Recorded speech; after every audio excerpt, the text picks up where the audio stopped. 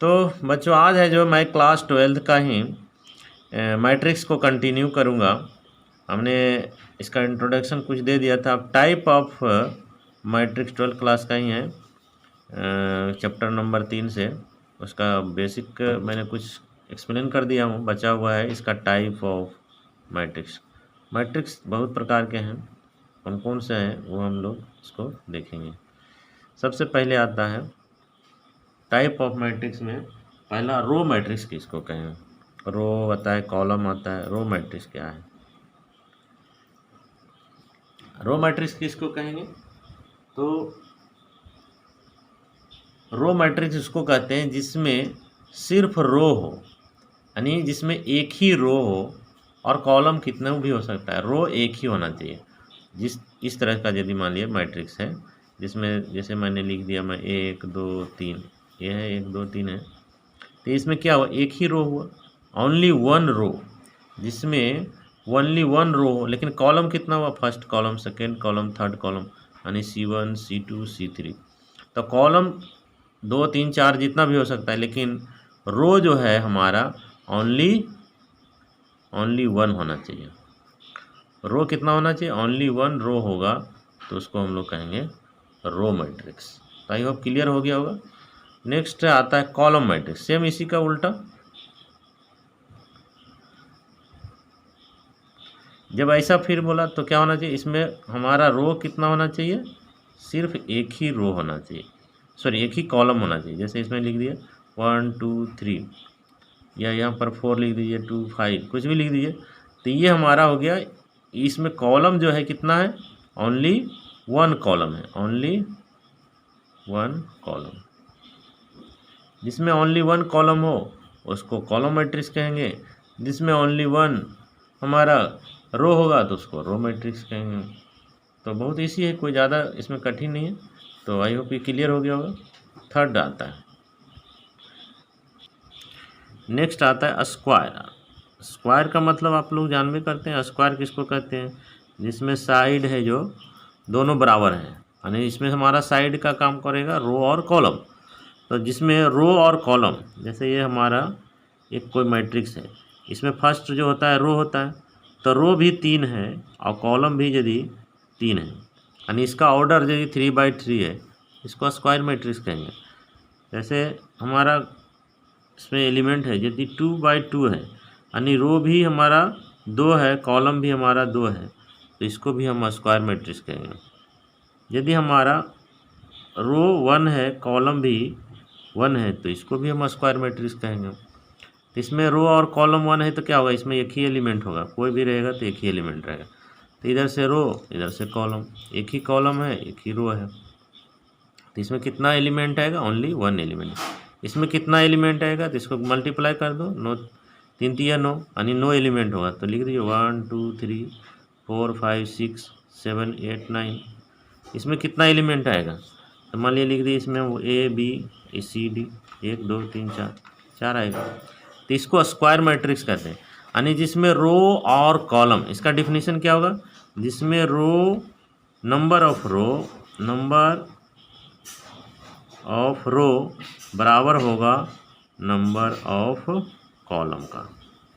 यदि number of रो और number of column यदि आपस में दोनों बराबर है, ये नंबर ऑफ रो हो गया और ये नंबर ऑफ कॉलम हो गया, तो ये स्क्वायर मैट्रिक्स क्या हो गया, जिसमें नंबर ऑफ कॉलम और नंबर ऑफ रो दोनों यदि बराबर है तो उसको हम लोग स्क्वायर मैट्रिक्स कहेंगे। एक बार रिपीट कर लीजिए, रो किसको कहेंगे, जिसमें केवल एक ही रो हो, उसको रो मैट्रिक्स कहेंगे। कॉलम किसको कहेंगे, जिसमें केवल एक ही कॉलम हो, उसको कॉलम मैट्रिक्स कहेंगे।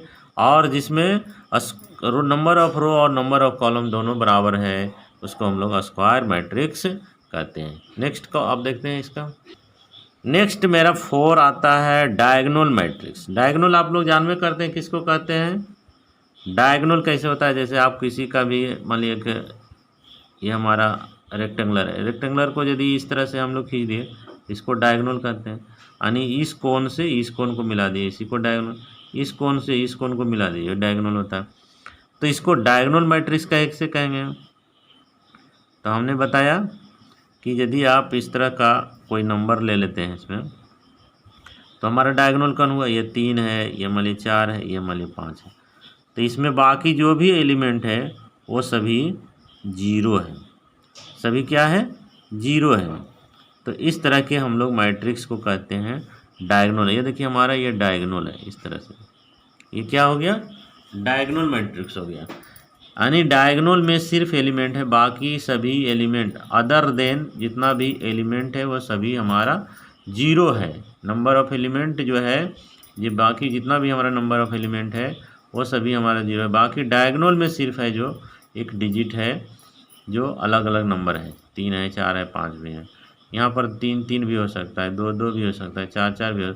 लेकिन डायगोनल कहने का मतलब सिर्फ होना चाहिए ये हमारा नंबर होना चाहिए, बाकी इसको छोड़ करके जो भी बचा वो सभी 0 होगा, तो उसको हम लोग डायगोनल मैट्रिक्स कहते हैं। जैसे और भी ले सकते हैं उदाहरण में, जैसे इस तरह से हम लोग ले दिए, इस यहाँ पर ले लिए, मान लिए जैसे 5 है, 8 है, ये 9 है, बाकी जो भी एलिमेंट बचा वो सभी को आप है जो 0 कर दे सकते हैं।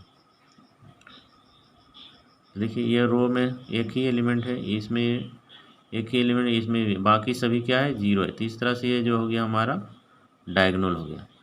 तो बहुत सिंपल है, डायगोनल मैट्रिक्स किसको कहते हैं, ठीक है। तो इसका ऑर्डर ऑफ क्या होगा, तो इसका ऑर्डर 3/3 में, ये भी 3/3 ही हुआ, और ये भी क्या हुआ, ये भी 3/3 हुआ, और एक भी ले सकते हैं, 2/2 भी ले सकते हैं। यानी डायगोनल मैट्रिक्स हमेशा स्क्वायर मैट्रिक्स होता है। जैसे इसमें हमने लिया, यदि इसमें 2/2 का लिए तो यह क्या हो गया, यहाँ पर 2 हो गया, यहाँ पर 4 हो गया, तो इधर एक 0 बैठेगा इधर, तो ये क्या हुआ हमारा 2/2 हुआ।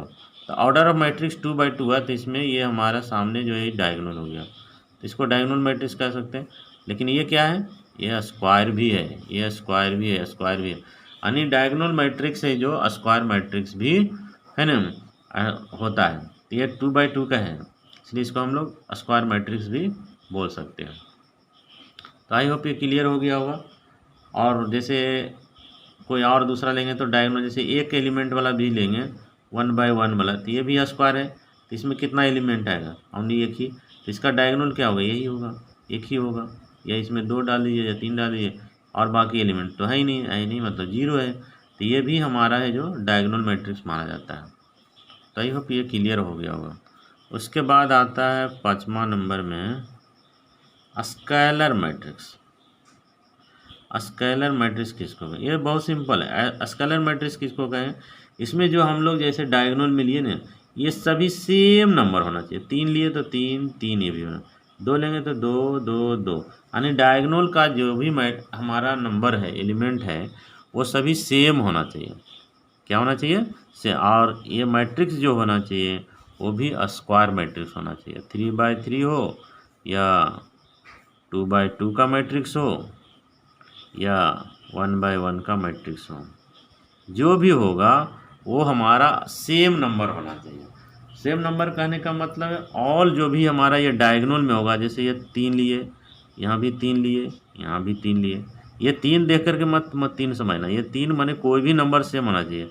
जैसे यहाँ पर समझ जाओ कि जैसे मैंने 1 लिया, 1 लिया, 1 लिया, 1 इसलिए नहीं लो, थोड़ा इसका थोड़ा समझने में, ये 4 4 ले लिया, यहाँ 5 5 ले लो, कुछ भी लो, यानी ये हमारा कहने का मतलब ये जो डायगोनल का जो नंबर है ना, ये सभी सेम होना चाहिए। 3 है 3 है, 2 2 2, कुछ भी हो सकता है।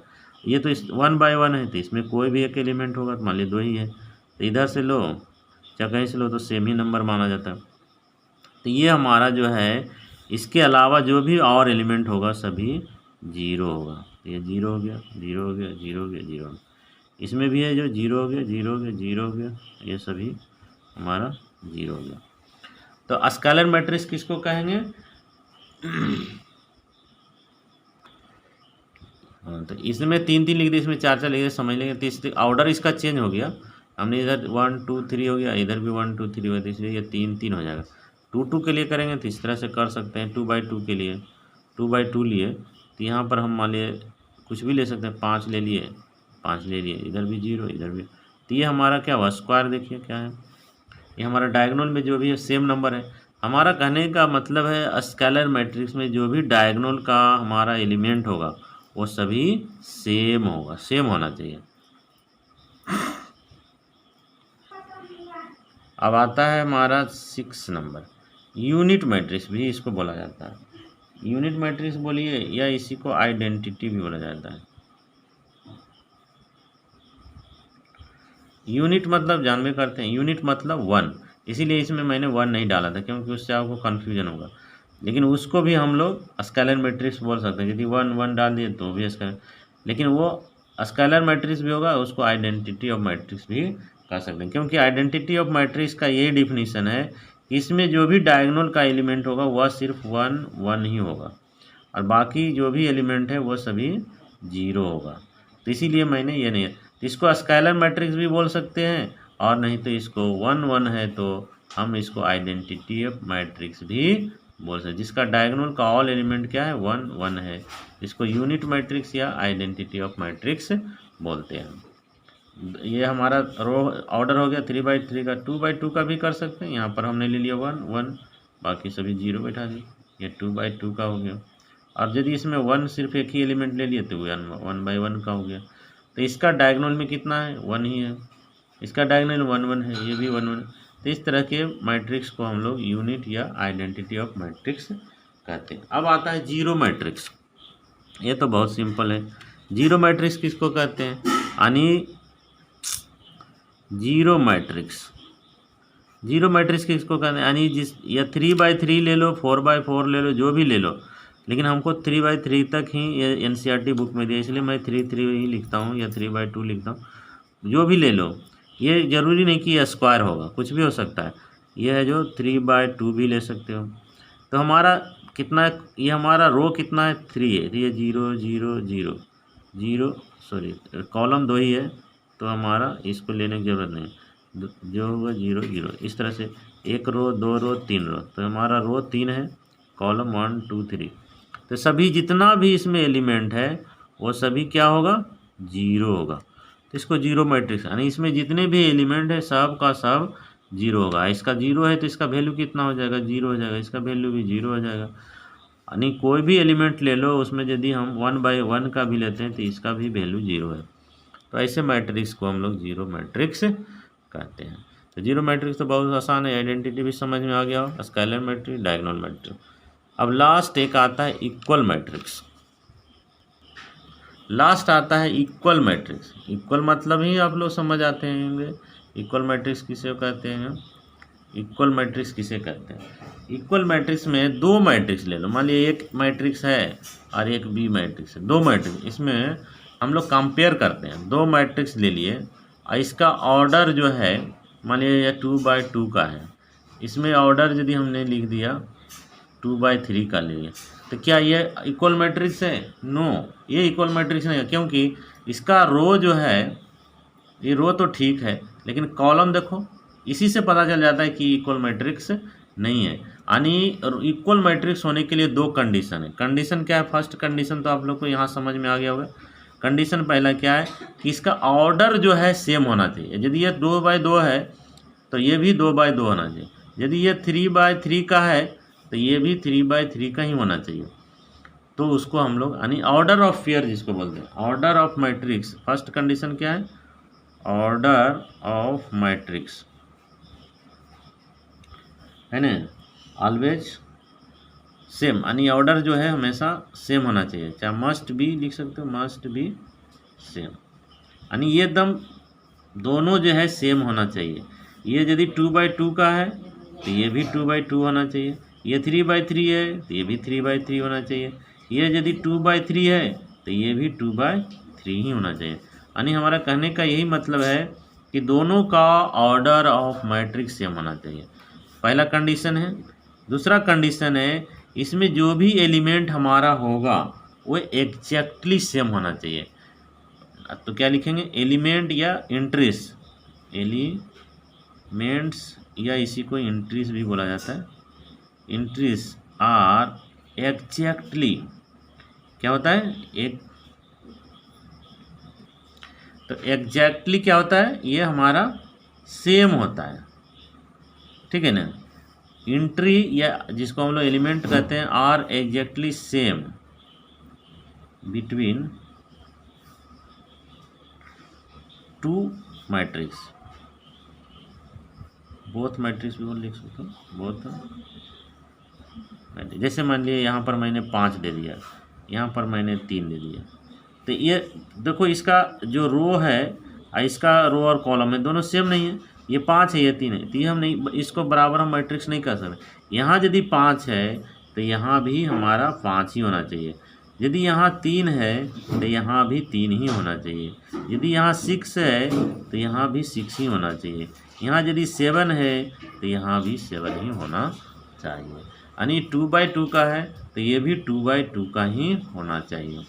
जैसे और भी ले सकते हो, जैसे मैंने बताया 3/3 का भी देखो, तो यदि यहाँ पर मान लिया मैं 5 लिख दिया, यहाँ 6 लिख दिया, यहाँ 7 लिख दिया, ये 8 लिख दिया, 9 लिख दिया, ये 10 लिख दिया, 11 लिख दिया, ये 12 लिख दिया, 13 लिख दिया, तो हमारा ए मैट्रिक्स यदि इतना है तो बी मैट्रिक्स का भी एलिमेंट हु बहू सब कुछ सेम होगा। यानी ये भी 5 होगा, ये भी 6 होगा, ये भी 7 होगा, ये भी 8 होगा, ये भी 9 होगा, ये भी 10 होगा, ये भी 11 होगा, ये भी 12 होगा, ये भी 13 होगा, और ये भी 3/3 का ही ऑर्डर होगा। तो आई होप ये क्लियर हो गया होगा। यानी इसमें 2 कंडीशन याद रखना है कि order of must be same, यानी ये जो है ये पहले सेम होना चाहिए, पहला तो ये चेक करेंगे। दूसरा, इसमें जो भी एलिमेंट है एग्जैक्टली सेम होना चाहिए। एग्जैक्टली मानी इधर जो हमारा A1 है, A11 जिसको कहते हैं, तो ये यदि 5 है तो ये भी हमारा A1, इसमें भी A11 जो होगा वो भी 5 ही होना चाहिए, तो इसको कहते हैं एग्जैक्टली। यदि ये हमारा कितना होगा, इसका पोजीशन कितना होगा, इधर से 2 रो इधर से 2, यानी 22 हो गया, तो इसका वैल्यू यदि 9 है तो इसका भी वैल्यू 9 होना चाहिए। तो दोनों का 9 है तो उसी को हम एग्जैक्टली कहते हैं। एग्जैक्टली माने एकदम जो इसमें है हूबहू इसमें होना चाहिए, तो उसी को यदि बराबर है तो ऐसे मैट्रिक्स को हम लोग कहते हैं इक्वल मैट्रिक्स। तो आई होप क्लियर हो गया होगा, तो समझ में आ गया तो नेक्स्ट वीडियो मिलेंगे, और इसको यदि आप समझ गए तो एक्सरसाइज आसान लगेगा। तो मिलते हैं नेक्स्ट में, थैंक यू, बाय।